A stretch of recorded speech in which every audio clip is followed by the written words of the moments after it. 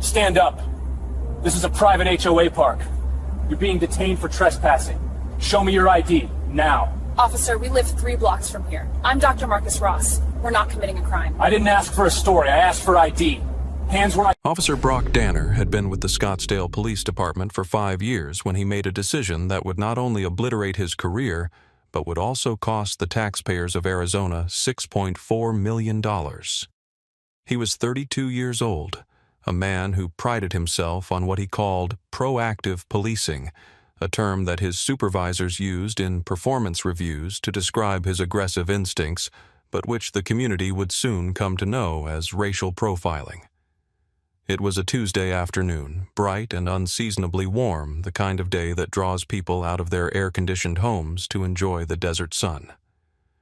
Brock Danner was on patrol, cruising the wide, palm-lined avenues of the Silverleaf District, a neighborhood of multi-million-dollar estates, manicured golf courses, and quiet exclusivity. He felt like the guardian of the gate, the protector of the peace for people who paid a premium for privacy. But his judgment, clouded by an arrogance that had never been checked, was about to lead him into a confrontation with a force far greater than his badge. At 12:15 p.m., Danner received a dispatch call regarding suspicious subjects trespassing in Heritage Oak Park. The subjects in question were Elena and Marcus Ross. They were not trespassing. They were not suspicious. They were in fact 2 of the most distinguished residents of the community. Dr. Marcus Ross, 56, was the chief of thoracic surgery at the finest hospital in the state, a man whose hands had saved thousands of lives. His wife, Elena Ross, 54, was a United States Magistrate judge, a federal jurist whose signature authorized the very search warrants officers like Danner relied upon to do their jobs. They were enjoying a rare afternoon off, sitting on a high-end picnic blanket, eating artisanal cheese and drinking sparkling water. But to Officer Brock Danner, they were simply 2 black people in a park where he didn't think they belonged. What followed was a masterclass in incompetence and bias that would leave the department reeling. Before we dive into the details of this catastrophic failure of authority, where are you watching from today? If you believe that justice should be blind, but accountability should be visible, go ahead and hit that subscribe button. Your support helps us tell the stories that the system tries to hide. Heritage Oak Park is a private enclave within the Silverleaf community. It isn't a public playground. It's a meticulously landscaped expanse of green reserved for the residents of the Homeowners Association. It features imported oak trees, a central fountain made of limestone, and walking paths that are swept daily. It is a place of silence and money. At noon on a Tuesday, it is usually empty, save for the occasional landscaper or nanny pushing a stroller. Elena and Marcus Ross had lived in Silverleaf for 12 years. Their home, a sprawling Mediterranean estate, was 3 blocks from the park. They had paid their HOA dues. They had every right to be there. Elena was wearing a cream-colored linen sundress and reading a biography. Marcus was in a polo shirt and shorts checking emails on his tablet. They looked like exactly what they were, a successful middle-aged couple enjoying the fruits of their labor. However, the tranquility of their afternoon was already being dismantled by a woman watching them from behind the plantation shutters of a house across the street. Tiffany Miller was 34 years old, a mid-level marketing executive who was currently working from home, which on this day meant spying on her neighbors. Tiffany had moved to the neighborhood 6 months prior. She didn't know the Rosses. She didn't know the history of the community. What she knew was that she was protective of her property values, and when she looked out her window and saw a black couple setting up a picnic on the immaculate grass, her mind immediately went to a dark, biased place. She didn't see a federal judge and a surgeon. She saw outsiders. She saw a threat. She watched them for 10 minutes, her anxiety spiraling into indignation. They were eating food. They were relaxing. In Tiffany's mind, they were too comfortable. They must be scouting the neighborhood. They must be waiting for homeowners to leave so they could break in. It was a leap of logic so profound it could only be fueled by deep-seated prejudice, but to Tiffany it felt like vigilance. She picked up her phone and dialed the non-emergency line, but her voice carried the frantic energy of a 911 call. "Yes, I need an officer at Heritage Oak Park immediately," she said, peering through the slats of her blinds. "There are 2 individuals loitering in the private park. They don't look like they live here. They're just sitting on the grass watching the houses. I think they're casing the neighborhood." The dispatcher asked the standard questions. Were they armed? No. Were they threatening anyone? No. What were they doing? "They're eating," Tiffany said, as if the act of consuming lunch was a prelude to a felony. "But they don't belong here. We've had packages stolen recently, and I'm just very uncomfortable." The call was logged. The description was given: a black male and female middle-aged sitting on the north lawn. Officer Brock Danner, patrolling 2 miles away, took the call. "I'm en route," he said. He didn't hear people eating lunch. He heard suspects casing houses. He heard outsiders. And his mind, much like Tiffany Miller's, began to write the report before he even turned his steering wheel. Officer Danner had a reputation in the precinct, though not the one he thought he had. He viewed himself as a hard charger, a policeman's policeman. His colleagues viewed him as a liability waiting to happen. In his 5 years, Danner had accumulated 9 citizen complaints. Most were for rudeness or unprofessional conduct. 2 were for bias-based policing. Both had been dismissed by Internal Affairs as unfounded due to a lack of video evidence or independent witnesses. This lack of accountability had emboldened him. He believed he had a 6th sense for crime, a gut instinct that was never wrong. He didn't know that his gut was actually just a collection of stereotypes wrapped in a badge. As he drove toward Heritage Oak Park, he visualized the encounter. He would roll up hard. He would dominate the scene. He would identify these trespassers, run them for warrants, and escort them out of his district. He pulled his cruiser up to the curb of the park at 12:23 p.m., mounting the sidewalk slightly with his front tire, a tactic designed to intimidate. He stepped out of the vehicle, adjusting his utility belt, his sunglasses hiding his eyes, his hand resting near his holster. He walked across the grass with a long, aggressive stride, heading straight for the couple on the blanket. Elena Ross looked up from her book as the shadow of the officer fell over them. She squinted against the sun, expecting perhaps a polite wave or a generic "good afternoon." Instead, she saw Officer Danner standing 6 feet away, legs spread in a tactical stance looming over them. "What are you folks doing here?" Danner asked. It wasn't a greeting. It was an accusation. His voice was loud, cutting through the quiet chirping of the birds. Marcus Ross placed his tablet down on the blanket and removed his reading glasses. He was a man of immense patience, a surgeon who spent hours performing delicate operations where a single millimeter of error could mean death. He knew how to remain calm under pressure. "Good afternoon, officer," Marcus said, his voice deep and steady. "We're having lunch. Is there a problem?" Danner didn't like the tone. It was too calm. It was too educated. It didn't fit the script he had written in his head. "The problem is this is a private park for residents only," Danner snapped. "I've got calls about suspicious people loitering. I need to see some ID to prove you live in this HOA. Otherwise, you're trespassing." Elena closed her book slowly. She had spent 25 years in the legal system. She had started as a public defender, moved to the U.S. Attorney's Office, and now sat on the federal bench. She knew the law better than Danner knew the back of his own hand. She also knew that in the state of Arizona, unless an officer has reasonable suspicion that a crime has been, is being, or is about to be committed, a citizen is not required to provide identification. Eating lunch in a park was not a crime. "Officer," Elena said, her voice cool and authoritative, "we are residents. We live on Palo Verde Drive, 3 blocks from here. We are simply enjoying our property. We are not required to show you identification as we are not engaged in any criminal activity."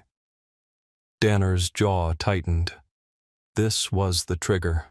He hated being quoted the law. He hated jailhouse lawyers who thought they knew their rights.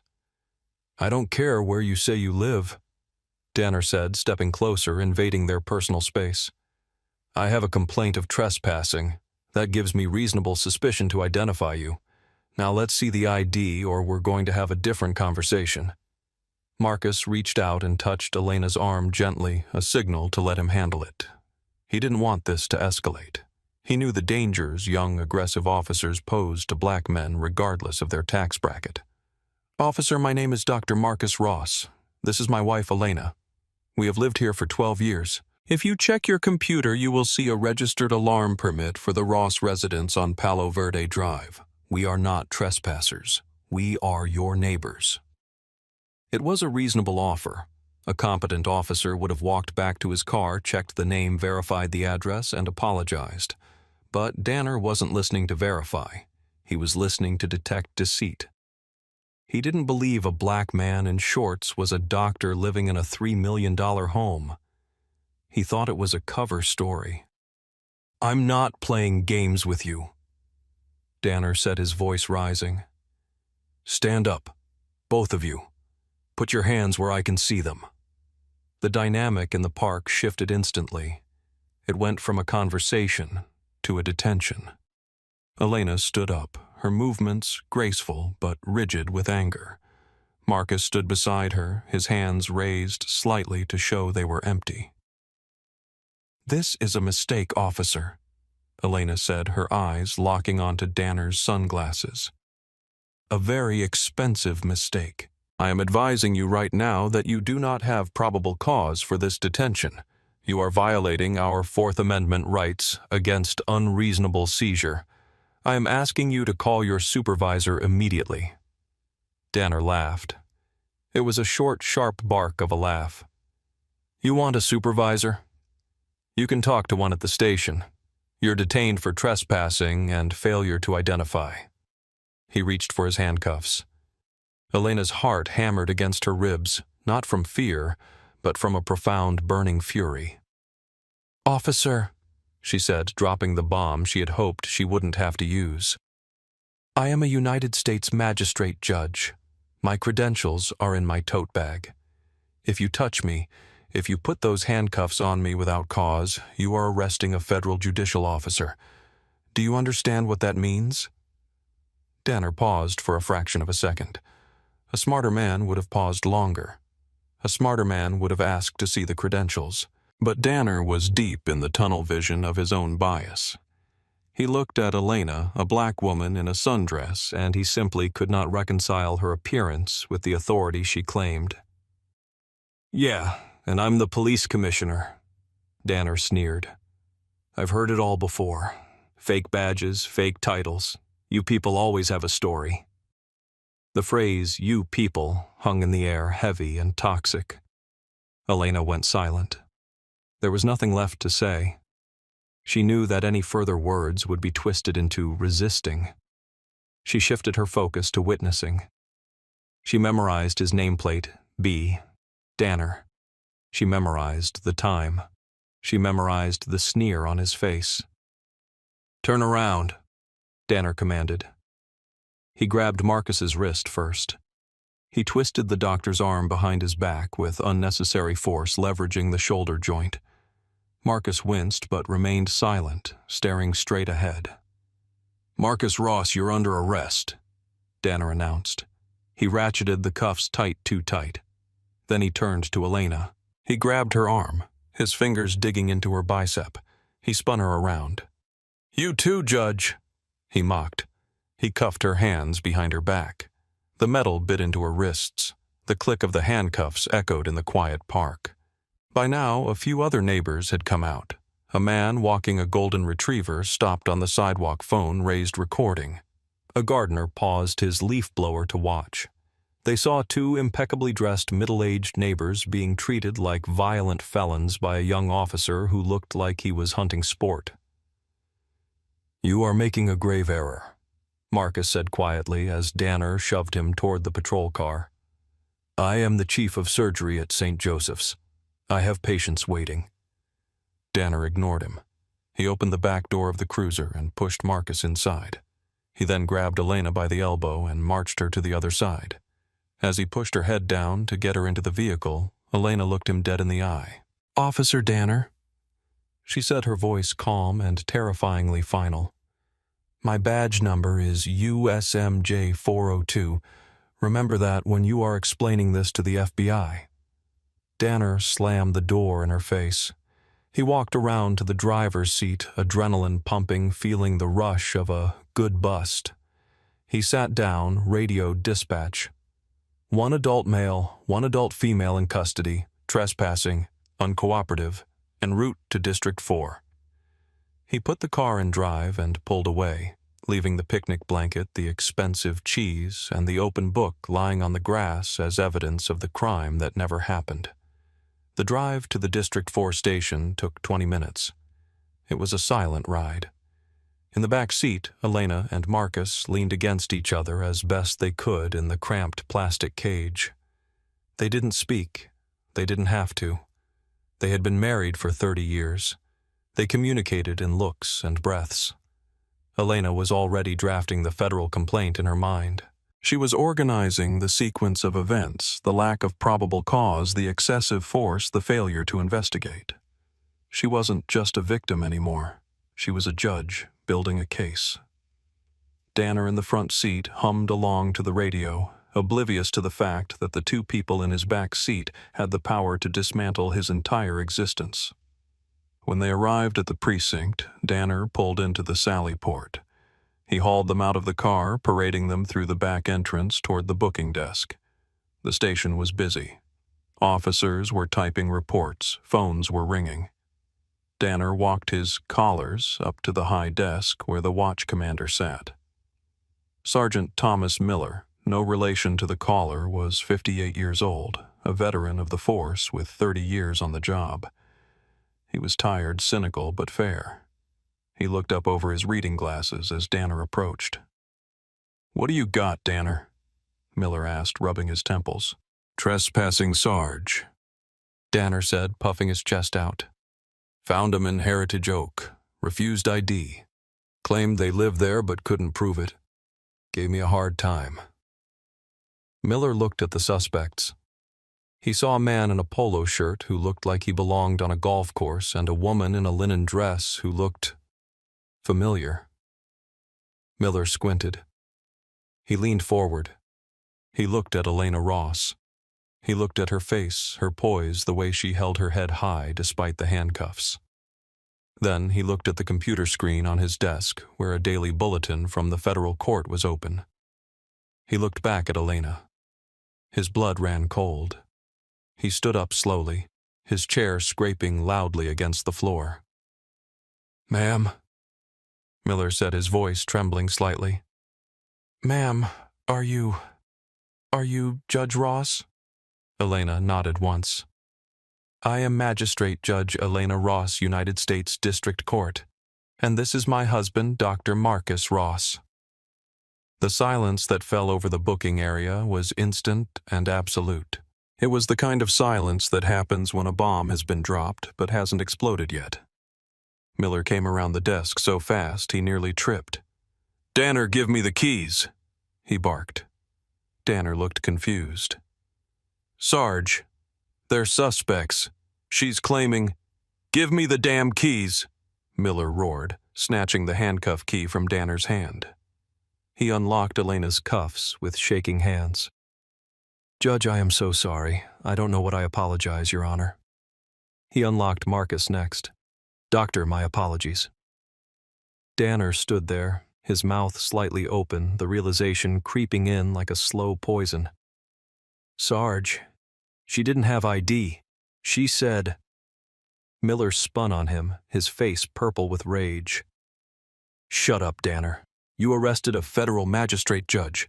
Did you even look at them? Did you verify anything?" The caller said. Danner stammered. "I don't care what the caller said," Miller yelled. "You put handcuffs on a federal judge and the chief of surgery. Do you have any idea what you've just done?" Elena rubbed her wrists. There were red, angry welts where the metal had dug in. She looked at Danner not with anger but with pity. "Officer Danner," she said, her voice carrying through the silent room. I told you who I was. I told you where I lived. You chose not to believe me because of what I look like. You chose to humiliate us rather than do your job." She turned to Sergeant Miller. "I want his badge number. I want the body camera footage preserved immediately, and I want to speak to the chief of police. Now." Miller nodded vigorously. "Yes, Your Honor. Right away, Your Honor." "Danner, get in the captain's office. Don't touch anything. Don't talk to anyone. Just sit there and pray." Danner walked toward the office, his legs feeling like lead. He looked back once.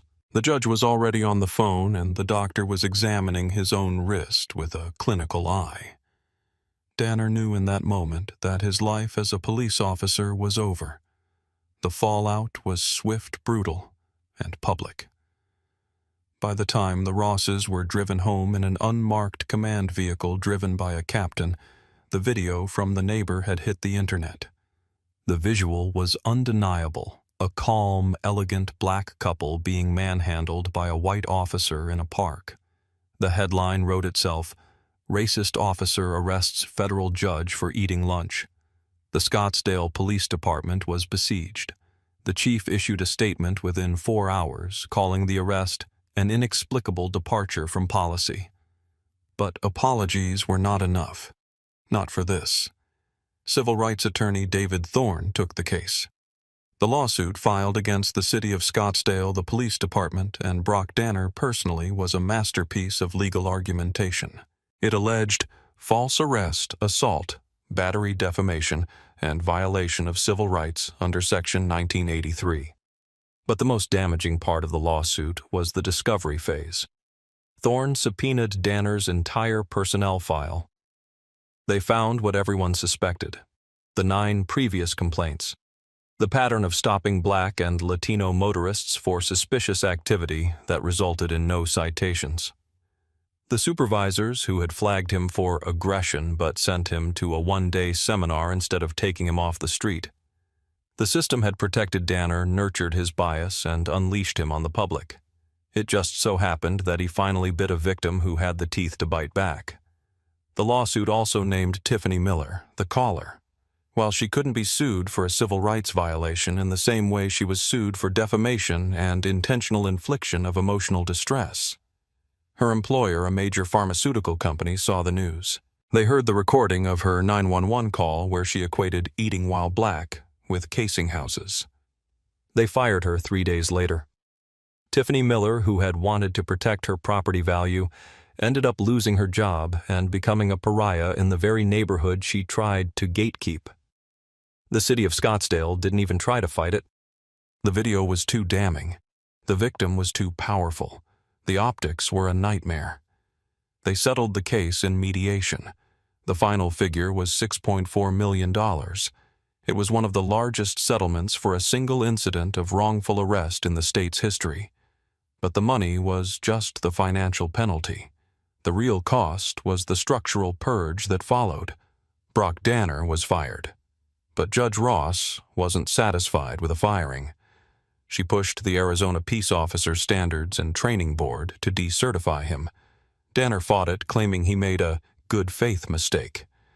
The board didn't buy it. They revoked his certification. He would never carry a badge or a gun in the United States again. At 32, he was unemployed, branded a racist by the national media, and facing personal liability for the portion of the lawsuit the city refused to cover. He ended up moving back to his hometown in Ohio, working in a warehouse far away from the power he had abused. The lesson here isn't just about a bad apple. It's about the barrel. It's about a system that allowed Danner to operate for 5 years with unchecked bias.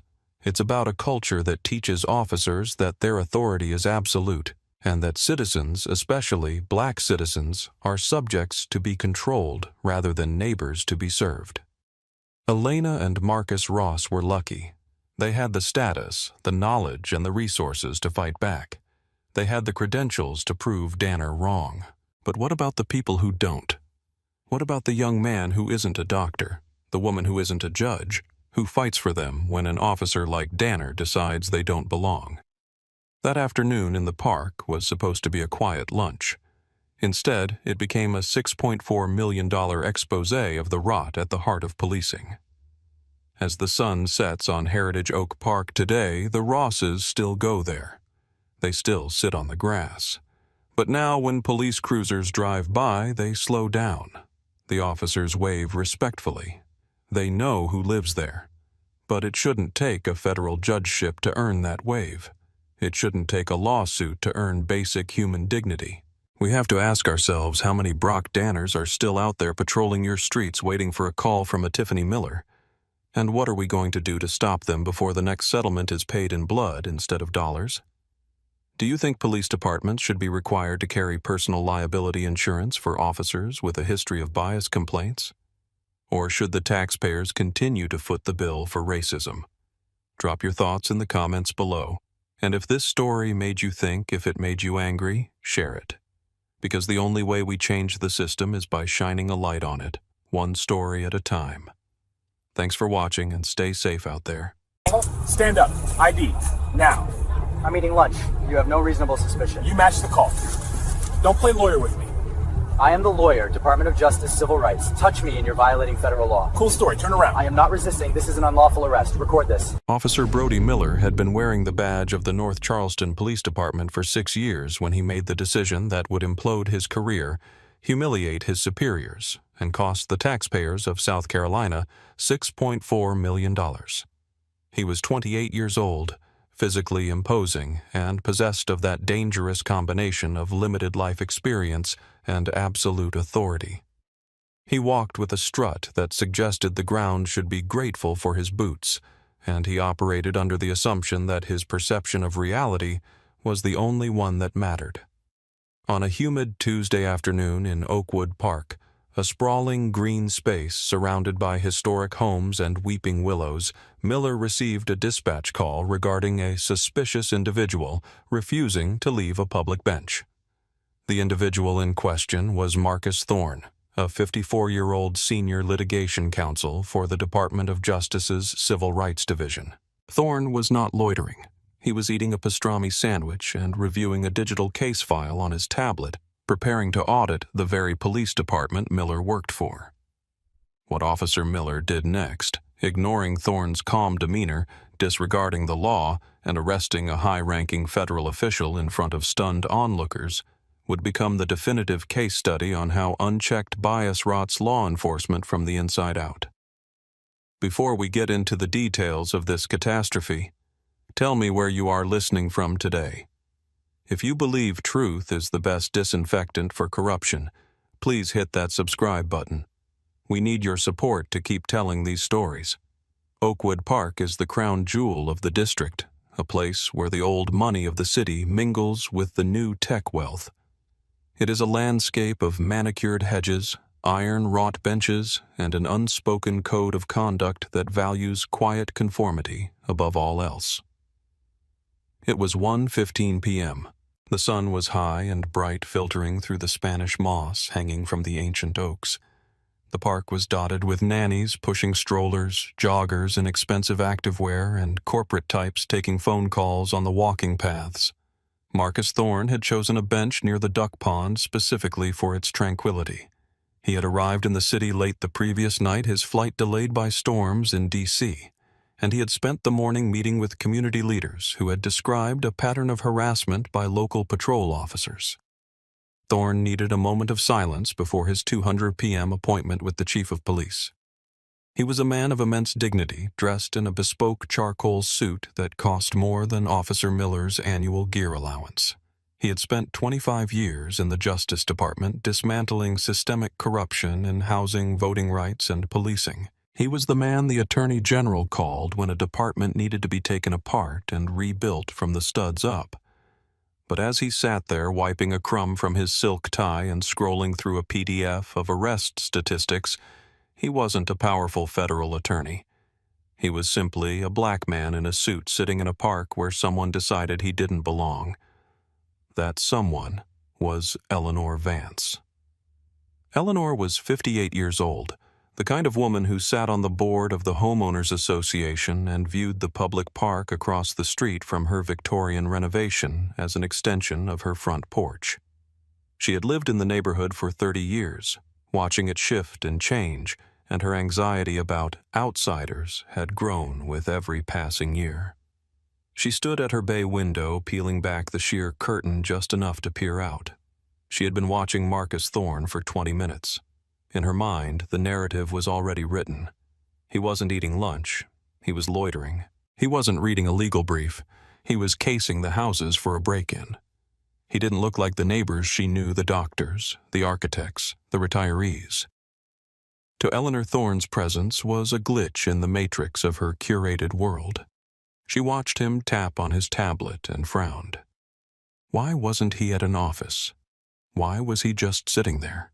The longer she watched, the more her unfounded fear calcified into certainty.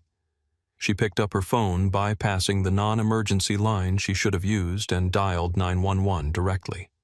Her voice was trembling, a practiced affectation of distress. 911, what is your emergency? The dispatcher asked. Yes, I'm at 400 Oakwood Drive, Eleanor said, her voice dropping to a conspiratorial whisper. There's a man across the street in the park. He's been there for half an hour. He's watching the houses. I think he's checking to see who is home. The dispatcher, trained to filter bias but overworked and understaffed, pressed for details. Is he threatening anyone, ma'am? Does he have a weapon? Eleanor hesitated. She knew that saying no might result in a slow response or no response at all. She needed the police to come and remove the anomaly. He's acting very aggressive, she lied, a fabrication that flowed easily. He shouted at a woman walking her dog earlier, and he keeps putting his hand in his jacket pocket. I'm afraid to leave my house. That was the trigger. The call was coded not as a welfare check or a suspicious person, but as a potential threat to public safety. The call went out over the radio. Unit 4 Alpha, respond to Oakwood Park. Subject is a black male, 50s, dark suit. Reporting party states, subject is aggressive, possibly armed, casing residences. Officer Brody Miller was 3 blocks away, idling in the parking lot of a convenience store halfway through a lukewarm energy drink. When the call crackled over his radio, he didn't hear a request for investigation. He heard an opportunity for action. Brody Miller had a reputation within the precinct, though not the one he thought he had. He believed he was a proactive officer, a hard charger who kept the streets clean. His sergeants, however, viewed him as a liability in waiting. In his 6 years on the force, Miller had accrued 14 internal complaints. Most were for discourtesy, cursing at motorists, belittling teenagers, but 4 were for excessive force. He had a tendency to turn simple traffic stops into physical altercations. He was the type of officer who took a question as an insult and a refusal as a threat. His personnel file was thick with counseling memos, those bureaucratic slaps on the wrist that allowed the department to say they addressed the behavior without actually stopping it. Miller had never been suspended, never lost a day of pay. He had learned that if he wrote the report creatively enough, if he used the right buzzwords like furtive movement and combative stance, the system would protect him. He was a hammer and the world was full of nails. When Miller heard the dispatch about the man in Oakwood Park, his mind immediately began to profile the suspect. Aggressive, casing houses, probably a career criminal trying to blend in by wearing a suit. Miller had seen that before, con men dressing up to lower suspicion. He threw his cruiser into gear and flipped on his lights, cutting through the midday traffic with a sense of righteous urgency. He didn't turn on his siren. He wanted the element of surprise. He wanted to catch the guy in the act of whatever he was doing. Miller pulled up to the curb of the park at 1:24 p.m., the tires of his cruiser crunching loudly against the gravel. He saw the subject immediately. A black man sitting on a bench, legs crossed, tablet in hand, looking entirely too comfortable. Miller exited the vehicle, leaving the door open. He adjusted his duty belt, resting his hand near his holstered weapon, a gesture of dominance he didn't even realize he was making. He didn't observe from a distance. He didn't look for the aggressive behavior the caller had claimed. He marched across the grass, cutting a direct line toward the bench. Marcus Thorne heard the car but didn't look up immediately. He was in the middle of a paragraph detailing a trend of unconstitutional stops in the city's 4th precinct. It was only when a shadow fell over his screen that he raised his eyes. He saw a young officer, thick-necked and red-faced, standing 6 feet away, stance-wide, hand hovering near his gun. Thorne, a veteran of federal law enforcement oversight, read the officer's body language instantly. Aggression, impatience, poor training. Thorne slowly lowered the tablet to his lap, keeping his hands visible. He didn't smile, but he remained calm. "Good afternoon, officer." Thorne said, his voice a deep, resonant baritone that had commanded federal courtrooms for 2 decades. "Can I help you?" Miller didn't return the greeting. He stepped closer, invading Thorne's personal space. "Stand up," Miller ordered. It wasn't a request. Thorne remained seated. He took a slow breath, centering himself. He knew the law better than Miller knew the back of his own hand. "Officer," Thorne said, "I am enjoying my lunch. Unless I am being detained for a specific crime, I prefer to remain seated. What is the nature of your inquiry?" Miller blinked. He wasn't used to pushback, certainly not from someone he had already decided was a suspect. The vocabulary "nature of your inquiry" grated on him. It sounded like a challenge. "We got a call about a guy matching your description, harassing people, and acting suspicious. Let me see your ID." Thorne looked around the empty park area. The nearest person was a jogger 100 yards away. "I haven't spoken to a soul, officer. I'm eating a sandwich. As for my identification, South Carolina is not a stop-and-identify state, unless you have reasonable, articulable suspicion that a crime has been committed, is being committed, or is about to be committed. A vague call about suspicious behavior does not meet that threshold." Miller's face flushed a deeper shade of red. This was the moment where a good officer would have paused. A good officer would have assessed the situation, the expensive suit, the calm demeanor, the tablet, the lack of any victims. But Miller wasn't a good officer. He was a man who felt his authority slipping, and he was desperate to grab it back. "I'm not asking you for a law lesson," Miller snapped, stepping even closer, his shadow completely engulfing Thorne. "I'm telling you to give me your ID. You're loitering in a public park, and you fit the description of a suspect. Now stand up, or I will make you stand up." Thorne carefully placed his tablet into his leather briefcase on the bench beside him. He moved with deliberate slowness, broadcasting that he was not a threat. "Officer," Thorne said, his voice hardening just a fraction, "I am going to give you a chance to walk away. You are making a mistake. I am a federal employee here on official business. I am not loitering. I am taking a meal break, which is my legal right in a public space. If you continue down this path, you are violating my 4th Amendment rights, and you will regret it." "Federal employee," Miller scoffed. He had heard it all before. Suspects claiming to be lawyers, doctors, the mayor's nephew. It was always a lie. "Yeah, and I'm the King of England. Last chance. ID. Now." Miller's hand moved to his handcuffs. Thorne realized that rationality had left the conversation. He was no longer dealing with a public servant. He was dealing with an ego with a badge. He decided to try one last time to de-escalate to save this young man from his own incompetence. "My credentials are in my jacket pocket," Thorne said clearly. "I am a senior litigation counsel for the Department of Justice.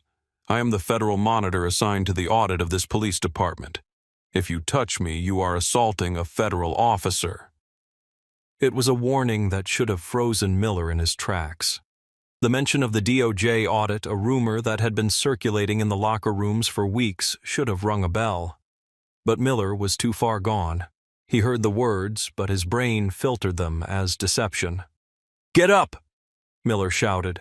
He lunged forward, grabbing Thorne by the lapel of his expensive charcoal suit.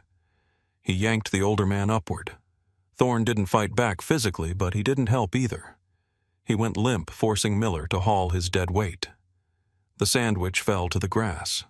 The briefcase tipped over. "I am not resisting," Thorne said loudly, projecting his voice toward the street where a few pedestrians had stopped to watch. "I am complying under duress. Witness this." Miller spun Thorne around, twisting his arm behind his back with unnecessary force. Thorne winced as his shoulder joint was torqued, but he kept his face stoic. He felt the cold steel of the handcuffs snap onto his wrists. "You're under arrest for disorderly conduct, loitering, and resisting a lawful order." Miller panted, the adrenaline dumping into his system, making his hands shake. He tightened the cuffs too tight. Thorne felt the metal bite into his skin. "Officer, these restraints are excessive. I have offered no physical resistance." Thorne stated, his voice devoid of fear, filled only with a cold, clinical observation. "Shut up," Miller spat. He shoved Thorne toward the patrol car. Across the street, Eleanor Vance was watching from her window. She felt a surge of validation. "See, she thought I was right. He was a criminal. The police are taking him away. She didn't know she had just cost her city millions. She didn't know that the man being shoved into the back seat of the cruiser had been appointed by the United States District Court to ensure constitutional policing. She just saw a black man in handcuffs and felt safe. The ride to the precinct was a study in contrasts. In the front seat, Officer Miller was riding a high of self-righteousness, typing into his dash computer, radioing dispatch that he had one male in custody. In the back, sitting uncomfortably with his hands pinned behind him, Marcus Thorne was silent. He was memorizing everything. The time of arrest, 1:32 p.m. The speed of the vehicle. The fact that Miller didn't buckle Thorne's seatbelt, a violation of department policy. The way Miller was humming along to the radio, completely oblivious to the radioactive material he was transporting. Thorne closed his eyes and began drafting the legal complaint in his head. He cataloged the counts: false arrest, false imprisonment, battery, deprivation of rights under color of law, 42 U.S. Code Section 1983. He thought about the audit meeting he was missing. The chief of police would be wondering where he was. The irony was almost perfect. He had come to investigate whether the department profiled minority citizens, and before he could even hold his first meeting, he had become Exhibit A. They arrived at the North Charleston precinct at 1:45 p.m. Miller pulled into the Sallyport, the garage door rumbling shut behind them. He hauled Thorne out of the car. Thorne's suit was wrinkled, his tie askew, grass stains on his polished shoes. Miller marched him through the secure doors and into the booking area. The station was buzzing with the midday shift change. Officers were swapping gear, drinking coffee, chatting. The noise died down as Miller paraded his capture through the room. He walked Thorne up to the high desk, where the desk sergeant, a man named Thomas Grady, sat. Sergeant Grady was 59 years old. He was 3 months away from retirement. He had seen everything done, everything, and had no patience for rookie mistakes. He was looking down at a clipboard, reviewing the daily briefing notes. "What you got, Miller?" Grady asked without looking up, his voice gravelly from decades of cigarettes. "Disorderly and resisting," Miller announced proudly. "Guy was loitering in Oakwood Park, refused ID, tried to claim he was a Fed." Grady sighed. He hated contempt of cop arrests. They were paperwork nightmares. He looked up, ready to chew Miller out for bringing in a nuisance arrest. His eyes landed on Marcus Thorne. Grady froze. The color drained from his face so fast it looked like he was about to faint. He blinked, hoping his eyes were playing tricks on him. They weren't. He recognized the man standing in front of him. Not from the street, but from the photo that had been taped to the briefing room podium that very morning. The photo of the Federal Monitor. The man who held the fate of the entire department in his hands. Grady stood up slowly. His chair scraped loudly against the floor. The room went silent. "Miller," Grady whispered, his voice trembling. "What did you do?" Miller looked confused. "I told you, Sarge. He was loitering, refused to identify." Grady walked around the desk. He didn't look at Miller. He looked at Thorne. He looked at the handcuffs. He looked at the expensive suit. "Sir," Grady said to Thorne, his tone respectful, almost fearful. "I am Sergeant Grady. May I ask your name?" Thorne looked Grady in the eye. "My name is Marcus Thorne. I am the senior litigation counsel for the DOJ. I have a meeting with your chief in—" Thorne glanced at the wall clock. 10 minutes ago, Officer Miller here refused to look at my credentials." Miller let out a nervous laugh. "Come on, Sarge. You believe this guy. He's just saying that." Grady turned on Miller. The fury in his eyes was something Miller had never seen before. "Shut your mouth, Miller. Shut your mouth right now." Grady turned back to Thorne. "Sir, I am going to remove these handcuffs immediately. This is a terrible misunderstanding." Grady reached for his key. "No," Thorne said. The word cracked like a whip. Grady stopped key hovering. "Sir, do not take them off," Thorne said calmly. "Officer Miller decided that I was a criminal. He decided that I needed to be processed. So process me. I want my mugshot taken. I want my fingerprints rolled. I want the record of this arrest to be absolute and undeniable. Because when I file the civil rights lawsuit against this city, I want the jury to see exactly how your officers treat a federal official when they think nobody is watching." "Sir, please," Grady pleaded. "We can fix this. I'll get the captain." "Get the captain," Thorne said. "But the cuffs stay on until he gets here." Miller was starting to sweat now. The reality was seeping in through the cracks of his arrogance. He looked from Grady to Thorne. He saw the quality of the suit. He heard the authority in the voice. "Oh God," he thought. "What have I done?" Captain Reynolds was in his office reviewing the presentation he was about to give to the Federal Monitor. He wanted to show that the department was making progress, that the bad old days were behind them. His door flew open. It was Sergeant Grady, breathless. "Captain, you need to come to booking. Now!" Reynolds stood up, annoyed. "I have the Monitor coming any minute, Grady. I can't be dealing with—" "The Monitor is in booking, Captain," Grady said, his face pale. "Miller arrested him." Reynolds felt the room spin. "Say that again." "Officer Miller arrested Marcus Thorne. He's in cuffs downstairs.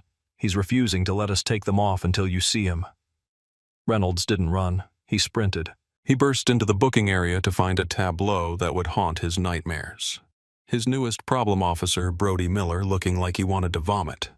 And Marcus Thorne, the man with the power to dissolve the department's leadership, standing in handcuffs, looking like a statue of judgment. Reynolds slowed down as he approached, holding his hands up in surrender. "Mr. Thorne," Reynolds gasped. "I am Captain Reynolds. I am so incredibly sorry. There are no words." He turned to Miller. "Give me the key. Now." Miller fumbled for his keys, his hands shaking so badly he dropped them. Reynolds snatched them off the floor, unlocked the cuffs, and threw them onto the desk with a clatter. Thorne rubbed his wrists. Deep red grooves marked his skin. He looked at the captain. "Captain Reynolds," Thorne said. "I assume this is Officer Miller." He gestured to the terrified young man. "He arrested me for sitting on a park bench. He refused to look at my federal credentials. He used force on a compliance subject. And he did it all because a neighbor called in a suspicious black man." "He will be dealt with, sir. Immediately," Reynolds promised. "I'll drive you back to your hotel. We can discuss this." "We will discuss this," Thorne said. "But not in your office. We will discuss this in federal court. I want copies of the dispatch log, the body camera footage, the booking record, and Officer Miller's personnel file delivered to my office by 5:00 p.m. Do I make myself clear? Crystal clear, sir." "And, Captain," Thorne adjusted his tie, smoothing the silk, "I'm still conducting my audit, but I think I've seen enough for today." The fallout was swift, brutal, and public. The body camera footage was released within 48 hours.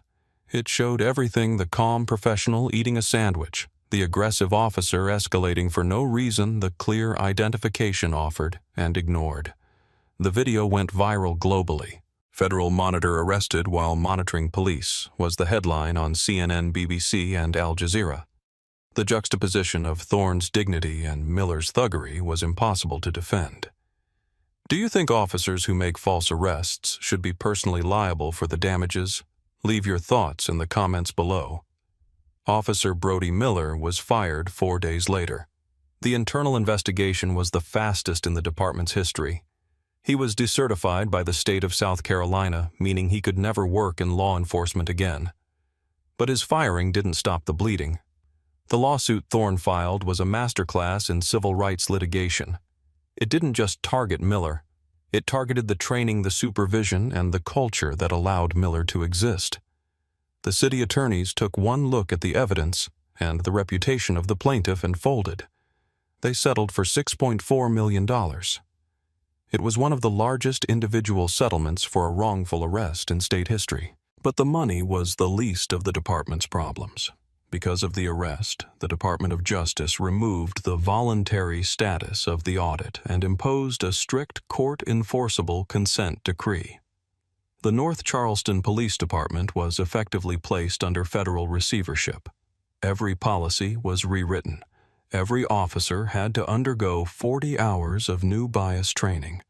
A civilian oversight board was established with subpoena power. And the man overseeing it all, Marcus Thorne, he didn't recuse himself. He stayed on his authority now, absolute, ensuring that every promise of reform was kept. Eleanor Vance, the caller, was not spared. While she wasn't charged with a crime, making a biased call was not technically illegal at the time her name was leaked in the unredacted police report. She became a pariah in her own neighborhood. Her curated world crumbled as neighbors stopped speaking to her, ashamed to be associated with the woman who tried to weaponize the police against a federal official. She eventually sold her Victorian home and moved to a gated community in Florida, blaming cancel culture for her disgrace, never understanding that the rot was in her own heart. 6 months later, Marcus Thorne stood at a podium in the city's town hall. The room was packed. He wasn't wearing handcuffs this time. He was speaking to a graduating class of new police recruits. The atmosphere was heavy with history. "Some of you know me as the man who sued this city." Thorne began, his voice quiet, but carrying to the back of the room. "Some of you know me as the $6 million man. But I want you to remember me as something else. I want you to remember me as the man on the bench." He paused, looking at the young faces, diverse and eager. "I had a badge in my pocket that day," Thorne continued. "I had the power of the United States government behind me. I had the knowledge of the law, and none of it stopped Officer Miller from seeing me as a threat. None of it stopped the handcuffs. If it can happen to me, imagine what happens to the janitor, the teacher, the mechanic who sits on that bench. They don't have my badge. They don't have my lawyers. They just have their dignity. And it is your job, your sacred duty, to protect that dignity, not strip it away." The room was silent. "Justice is not a concept," Thorne said.